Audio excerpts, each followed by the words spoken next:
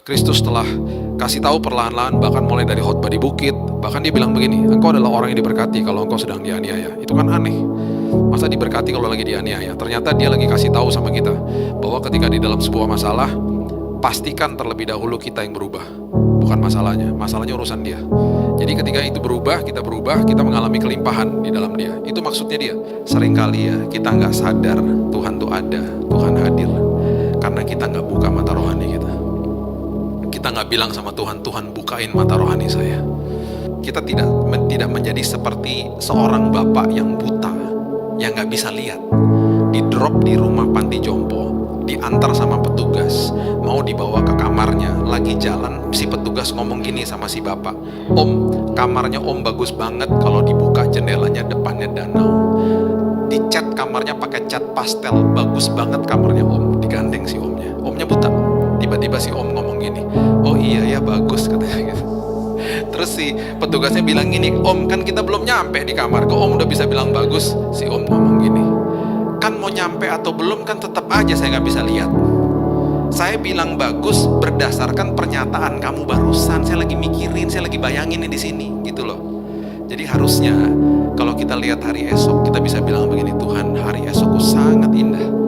Walaupun aku belum lihat, aku percaya berdasarkan firman dan janji firman Tuhan. Harusnya gitu. Itu sebabnya dikatakan berbahagialah orang, diberkatilah orang yang tidak melihat namun percaya. Itu sebabnya ketika mata rohani dibukakan, akhirnya kita bisa appreciate, bisa apresiasi hal-hal kecil dalam hidup ini. Tiba-tiba kebuka satu-satu. Anak-anak musik mungkin tahu siapa Mike Portnoy. Mike Portnoy adalah drummernya Dream Theater, ya. Sebuah grup band yang ya bagi saya one of the best lah.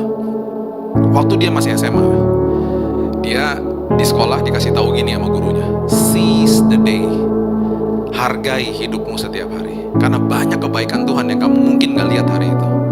Waktu dia pulang, dia ingat kata-kata guru itu. Dia masih duduk di bangku SMA. Sebagai anak SMA biasa diajak main sama temennya. Jadi temennya manggil dia, Mike let's go play gitu. Dia lagi lari keluar, tiba-tiba dia teringat sama kata-kata gurunya. Oh iya ya, seize the day, carpe diem, hargai orang-orang yang ada di sekitarmu, buka mata rohanimu. Dia masuk ke dalam, dia peluk mamanya, Mom, I love you katanya. Mamanya bingung, mamanya nggak pernah dipeluk sama dia. Mamanya bilang, oh I love you too gitu, thank you, terima kasih kamu peluk aku gitu. Udah dia main. Siang hari itu mamanya ada tugas kantor, pergi keluar kota naik pesawat. Pesawatnya jatuh Bapak Ibu, pesawatnya crash, mamanya meninggal. Mike Portnoy hari ini kalau dia katakan dia ingat tentang hari itu, dia katakan begini, saya masih berduka sampai hari ini karena she was my best friend.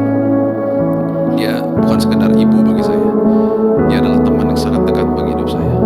Tapi saya nggak pernah nyesal karena hari itu saya masuk ke dalam dan saya sempat peluk dia di hari-hari atau di jam-jam terakhir itu.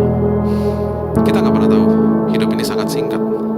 Tapi kalau mata rohani kita dibukain sama Tuhan, kita lihat keindahan yang tadinya kita nggak lihat.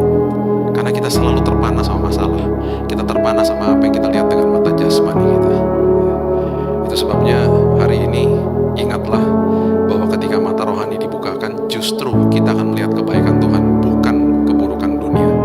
Seorang ibu komplain terus sama suaminya, dia bilang gini, dia hakimin orang lah, dia hakimin tetangganya. Dia bilang, lihat tuh tetangga, kalau jemur baju nggak bersih di jemur